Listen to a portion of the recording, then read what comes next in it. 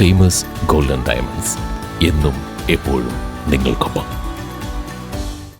തിരുവേഗപ്പുറയിൽ CPIM ഞാവളുംകാട് ബ്രാഞ്ചിന്റെ നേതൃത്വത്തിൽ അനുമോദനവും ചികിത്സാ ധനസഹായ വിതരണവും സംഘടിപ്പിച്ചു. തിരുവേഗപ്പുറയിൽ CPIM ഞാവളുംകടവ് ബ്രാഞ്ചിന്റെ നേതൃത്വത്തിലാണ് SSLC+2 പരീക്ഷകളിൽ ഉന്നത വിജയം നേടിയ വിദ്യാർത്ഥികൾക്കുള്ള അനുമോദനവും 2 കിഡ്നിയും നഷ്ടപ്പെട്ട കൊട്ടാരത്തൊടി അൻവറിനുള്ള ചികിത്സാ ധനസഹായ വിതരണവും സംഘടിപ്പിച്ചത്. മുഹമ്മദ് മുഹസിൻ MLA പരിപാടിയുടെ ഉദ്ഘാടനം നിർവഹിച്ചു.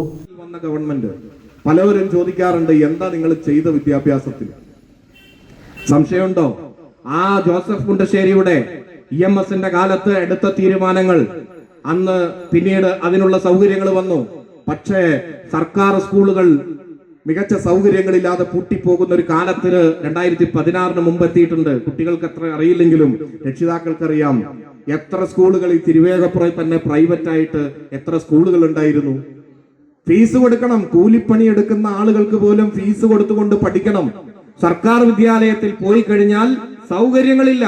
പാഠപുസ്തകം അത് അരക്കൊല്ല പരീക്ഷണ സമയത്ത് പോലും വരാത്ത കാലമുണ്ടായിരുന്നു. അതിൽ നിന്നൊരു മാറ്റം 2016 പൊതുവിദ്യാഭ്യാസ സംരക്ഷണ യജ്ഞം എന്ന് പറയുന്ന വലിയ പദ്ധതി ആവിഷ്കരിച്ചു. അതിന്റെ ഭാഗമായി കൊണ്ട് കേരളത്തിൽ ഇനി ഒരു വിദ്യാലയവും കുട്ടികളില്ലാതെ അൺഇക്കോണമിക് ആയിട്ട് പൂട്ടിപ്പോകുന്ന സാഹചര്യം ഉണ്ടാകില്ല എന്ന് പറഞ്ഞു. അന്നത്തെ വിദ്യാഭ്യാസ മന്ത്രി കേരളത്തിന്റെ നിയമസഭയിൽ പറഞ്ഞു, ഒരു വിദ്യാലയം പോലും അൺഇക്കോണമിക് ആയി പൂട്ടിപ്പോകുന്നു എന്ന വാക്ക് ഇനി പറയില്ല എന്ന്. അതിന്റെ ഭാഗമായി എന്തൊരു മാറ്റമാണ് വന്നത്. നരിപ്പറമ്പ് സ്കൂൾ നിങ്ങൾ നോക്കൂ, കെട്ടിടം വന്നില്ലേ, ബസ് വന്നില്ലേ, എത്ര മനോഹരമായ പാർക്കാണ് അവിടെ വന്നത്. CPIM Thiruvepra local secretary VT Biju ചടങ്ങിൽ അധ്യക്ഷനായിരുന്നു.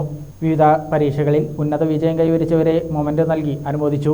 2 കിഡ്നി നഷ്ടപ്പെട്ട കൊട്ടാരത്തൊടി അൻവറിന്റെ ചികിത്സയ്ക്കായി CPIM ഞാവളുംകടവ് ബ്രാഞ്ച് പായസ ചലഞ്ചിലൂടെ സംഘടിപ്പിച്ച 2,59,041 രൂപ അൻവർ ചികിത്സാ ധനസഹായ സമിതിക്ക് CPIM Pattambi area secretary T Gopalakrishnan കൈമാറി.